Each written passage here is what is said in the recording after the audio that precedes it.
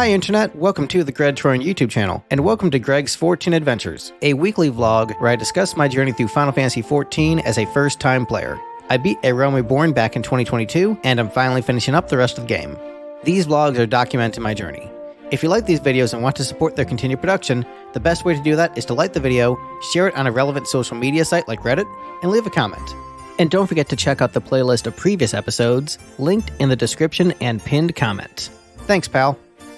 Hey everybody, it's your buddy Greg. Hope you're having a great day. Hope you're having a great life. We are setting up for some weirder vlogs in the next few weeks. So I am going to be going out of town for basically like a week, which will make it essentially 2 weeks where I won't be able to do normal vlogs, but I do have some fun stuff planned in the interim, so there won't be any vlogs missing in that time period. But in terms of the actual sitting down to play Final Fantasy XIV, it's going to be very weird for the next extended period, because as excited as I am to jump into the post-Stormblood patch content, I decided to add a bunch more stuff to my list to make my 14 experience even more complete. So I decided I would watch all of the seasonal events on YouTube that I missed, events from before I started playing the game, because there is kind of a vague continuous narrative across those seasonal events. And I decided to also watch the cutscenes for every job class, including the non-combat job classes. I'm going to watch the stories for all of those on YouTube.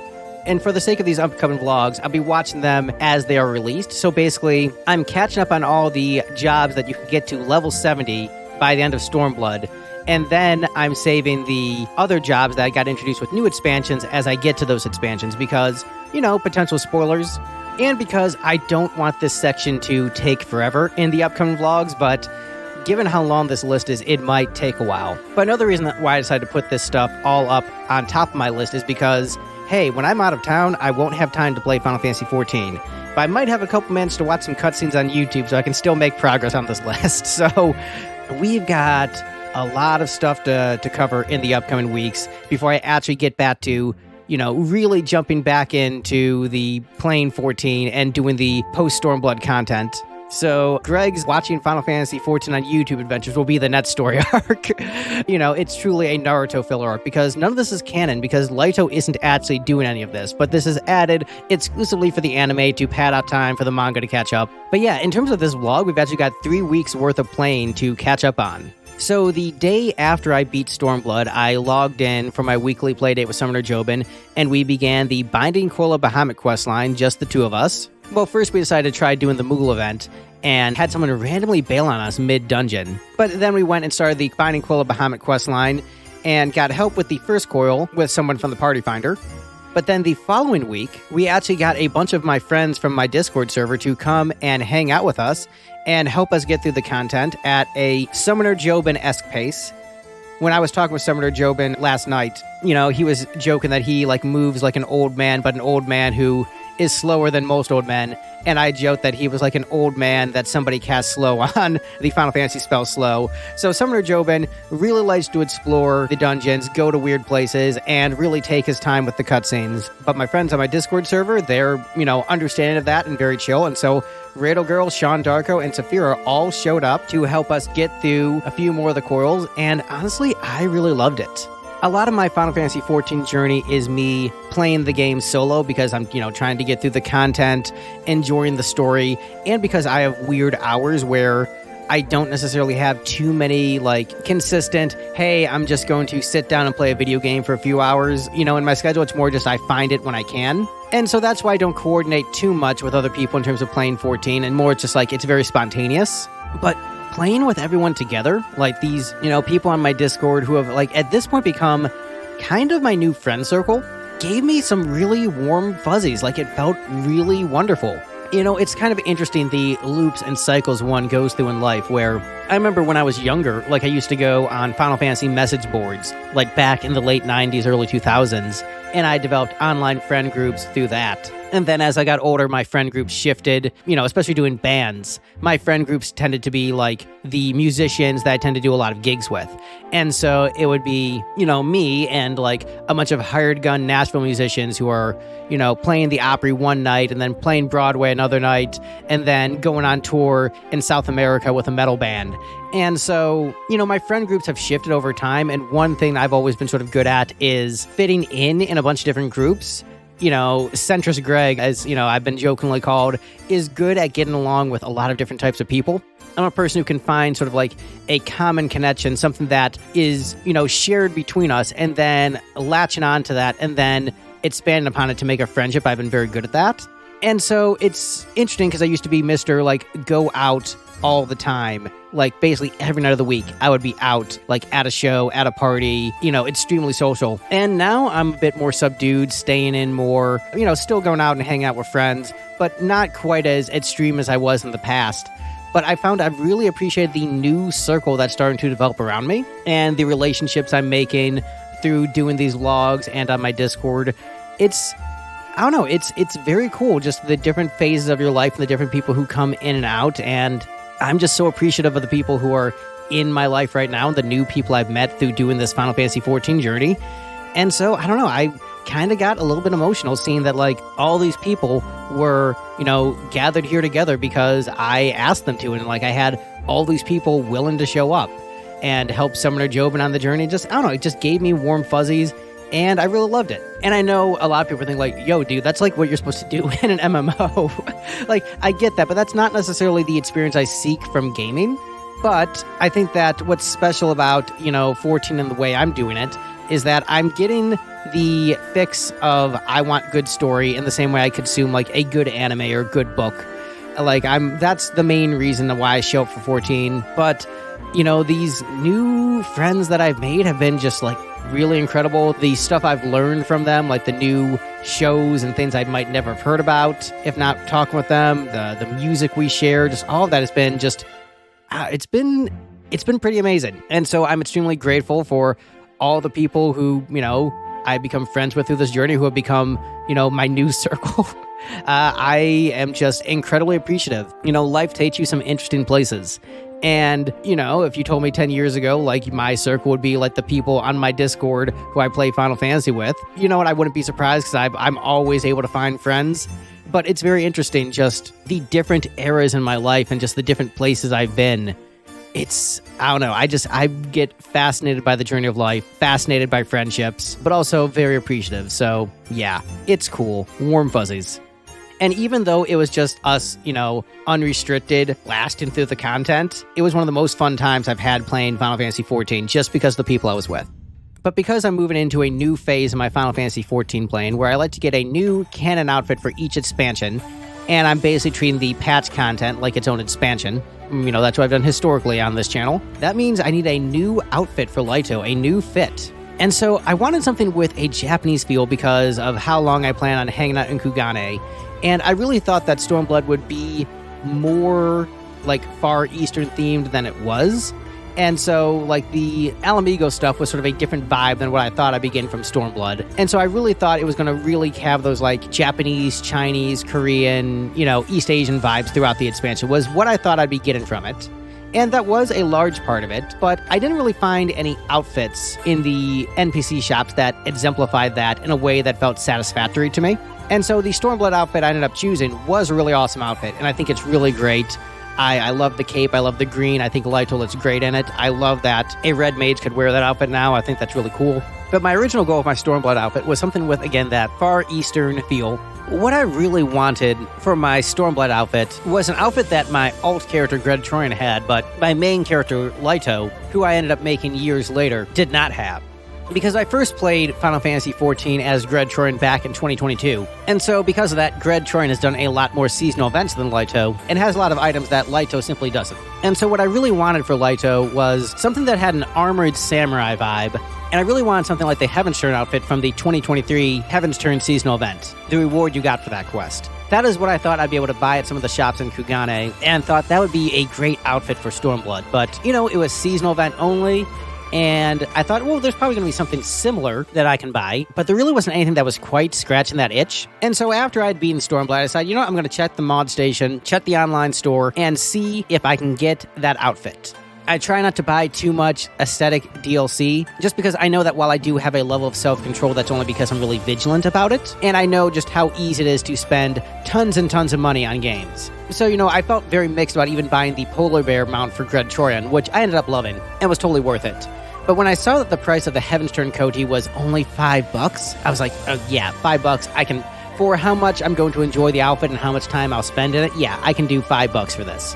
So I went and bought the Heavensturn outfit for Lighto, got some higher level gear to glamour it on top of, because I'm pretty sure that the gear that Riddle Girl crafted for me, I'm going to want that to be a canon expansion outfit, so I'm still saving that for later. But yeah, I thought about changing the color of the outfit, but honestly, it was great as it is, and I'm really happy with it, so yeah, this is going to be Lighto's new fit for the Stormblood patch content. But of course, it's going to take quite a while before I get to the Stormblood patch content, because there is my giant master list of YouTube content to watch for Final Fantasy XIV.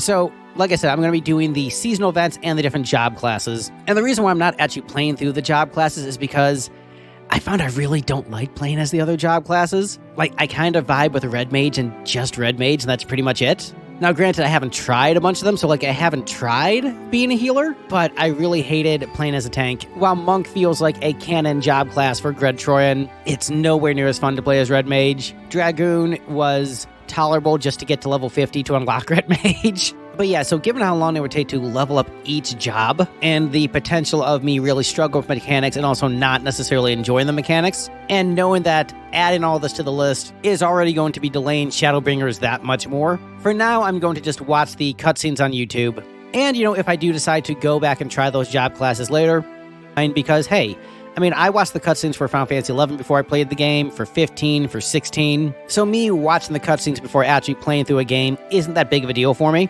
So this way, I guarantee to at least get the story content of those different job classes. And who knows, maybe the stories will be so good that I'm like, you know what? I want to do that. I want that to be canon to Lighto's journey. But yeah, so the first thing on my giant list of YouTube content was actually watching the Final Fantasy XIII crossover event, which I've only seen clips of, but I'd never actually watched the entire thing. And it was alright. Then I watched the Shantoto Final Fantasy XI crossover event, which was nowhere near as good as the Iroha crossover event, but it was still pretty good, pretty fun. And I do like how it does, canonically take place during the Shantoto mini expansion. I think that's pretty fun. Then I watched a short video on 1.0 seasonal events, and then started making my way through watching all of the Heavensturn events that I'd missed over the years. Starting with the 2015 Heavensturn event, which was about the Fleece Force trying to convince Eorzans that tender lambs could be used in battle because they can put enemies to sleep. And, some of the older Heavensturn events were pretty long. I think they were trying to figure out, how long do we make these seasonal events? Because 1.0 seasonal events were criticized for being too short. And so then 2.0, they made them really long. And then they went back to really short. They kind of ping-ponged, and I think they were trying to figure out, what's the appropriate length for these. But yeah, the 2015 seasonal event, you went to the 3 city-states, and the lamb would help people with their problems to help them fall asleep. Like, there was a mom trying to get her newborn baby to sleep, and a drunk captain of the Brass Blades whose wife recently passed away, and a depressed chocobo who isn't eating or sleeping because its childhood crush ended up being sold to another chocobo trader. And honestly, a lot of this quest was really sad and bittersweet. And yeah, the quest ended with the leader of the Fleece Force realizing the error of his ways of not giving the sheep love and affection until the sheep joins the adventure.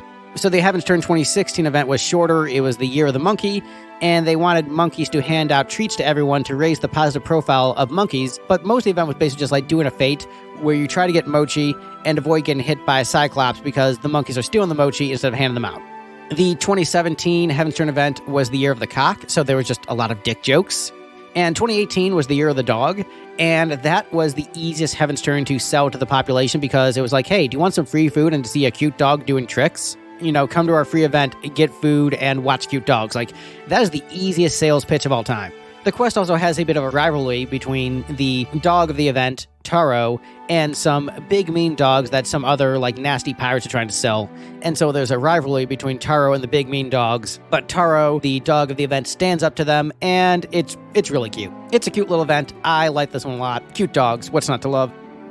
2019 was the Year of the Boar, and that story is basically about there's this guy who really loves cats who wants to make it the Year of the Cat instead of the Year of the Boar. And it's basically about that feud. And once again, it's the same fate as the previous years of just trying to get the mochi and avoid getting hit. And then 2020 was the Year of the Rat, and there were a few jokes about rats and disease outbreaks and disease spreading, and oof, that aged poorly. that did not age well as the New Year event in 2020, talking about disease outbreaks. But yeah, fighting the living mochi looked really fun though. 2021 was the year of the Ox, and that quest had a lot of really good character beats of different personalities in Limsa. Like, not as much happened in it, but you got a lot of nice little characterization for different Limsa locals. So I like that. And then the 2022 seasonal event was the Year of the Tiger, and featured a legend about a character named Tenzin, who seemed to have a lot of parallels to Tenzin from Final Fantasy XI, which is super cool. Nice reference. And so that caught me up on all the Heavensturn events that I'd missed. So then it was time to do my weekly playdate with Summoner Jobin. So this was our third week of doing the Bahamut questline. I once again asked people on my Discord, hey, if anyone wants to join us, we're doing the Bahamut questline still, Jobin and myself, so come hang out if you want. And so it was the same group as last time. There was Radel Girl, there was Saphira, there was Sean Darko, but also Scribbler ended up joining us, which was super cool. It was fun that the group got even bigger than last week. That was super cool. And also, I got to ride in some really cool mounts that everyone was showing off. I got to ride in the Regalia for the first time, which was a mount that I really wanted in the 15 seasonal event, but I just did not get enough GP and the gold saucer fast enough.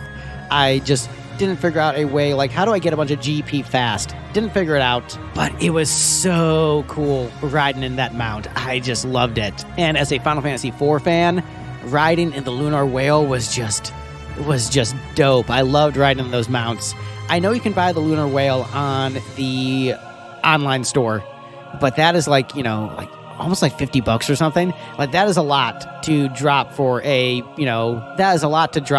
piece of content. Maybe if I get to 10K subscribers, I will go and go ahead and buy the whale. So please like, comment, and subscribe if you want Greg to buy the whale. But I mean, that was super cool, and I am very tempted because of my love of Final Fantasy IV, and hearing that music, it was just sick.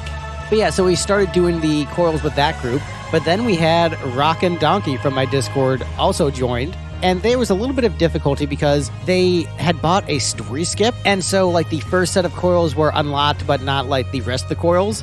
And so there was a bit of confusion as to, like, where the coils were in their menu and why they couldn't participate. And so it took a little bit to catch them up. So we did one of the older coils first so that they could unlock the second set. And then they blasted through that so we could catch up to where the rest of us were and continue the coils for Summoner Jobin. And so we got through the remaining second set of coils, and then there was a whole bunch of cutscenes. And so we didn't have time to get into the final set.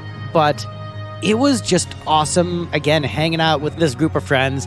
And what's, wilder is that, I think I have gotten used to, in some ways, like, diminishing returns, where, like, Lipstick, we would do a show and a bunch of people would show up, and then, like, over time you would have less people show up, just as, like, things start to ebb and flow and wane. And also because, the scheduling of the Summoner Jobin thing was, like, very loose and just like, hey, we're gonna hang out and do the coils, and, not knowing how fun it is to just sort of, like, blast through content high level that's not very challenging, how much everyone else is getting out of the experience. But the fact that more people showed up instead of less, again, just warms my heart.